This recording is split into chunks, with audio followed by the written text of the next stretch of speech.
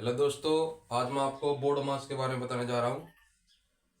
छोटी क्लास के बच्चे से लेके बड़ी क्लास के बच्चे भी बोर्ड मास के फॉर्मूलों को हमेशा याद रखें, क्योंकि अगर आपको ये याद रहेगा आप कभी भी गुणा भाग घटा के सवालों में गलती नहीं करेंगे। कोई ये कॉन्सेप्ट क्लियर होना बहुत जरूरी है। देखिए, बोर्ड मास यानी कि बी बी से ब्रैकेट, ओ से ऑफ का परसेंटेज, डी से डिवाइड, एम से मल्टीप्लाई, ए से ऐड, एस से सब्ट्रैक्शन। हिंदी में याद करिए, बी से ब्रैकेट, ब्रैकेट कोई सा भी हो सकता है, बड़ा उससे छोटा उससे छोटा, ठीक है। ऑफ या का यानी कि परसेंटेज, डिवाइड डिवाइड यानी कि भाग, एम से मल्टीप्लाई यानी कि गुणा, ए से ऐड यानी कि जमा, एस से सब्ट्रैक्शन यानी कि घटा।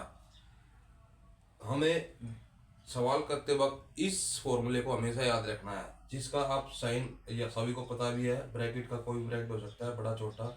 ऑफ परसेंटेज का, ठीक है। डिवाइड का ये साइन होता है, मल्टीप्लाई का ये, ऐड का ये, माइनस का ये। अब आप देखिए, इसको समझिए।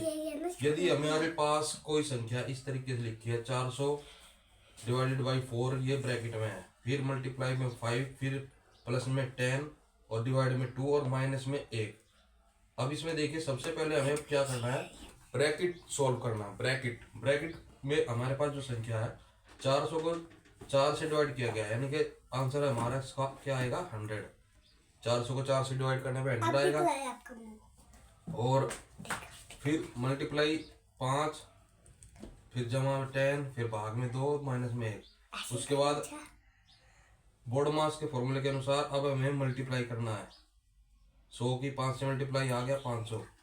फिर हमारा हमको 10 की डिवाइड बाई 2 यानी कि इससे भाग देंगे तो हमारा आंसर आएगा 5, ठीक है। इसको डिवाइड करने के बाद और फिर माइनस में 1, ये आ गया हमारा आंसर यहाँ पे। फिर आगे चले गए हम, अब हमें ऐड करना है, यानी कि उसके बाद माइनस, पहले पहले माइनस नहीं करना है, कभी आप माइनस करिए, इसके फॉर्मूले के अनुसार चलिए। अब आपको ऐड करना है, ये 500 में 5 ऐड कर दिया, तो उसके बाद अब हमें क्या करना है, 1 माइनस करना है। लास्ट में हम सब्ट्रैक्शन करना है, तो सब्ट्रैक्शन करने के बाद 505 में से 1 जाएगा, आंसर आएगा आपका 504। ये हमारा आंसर रहेगा।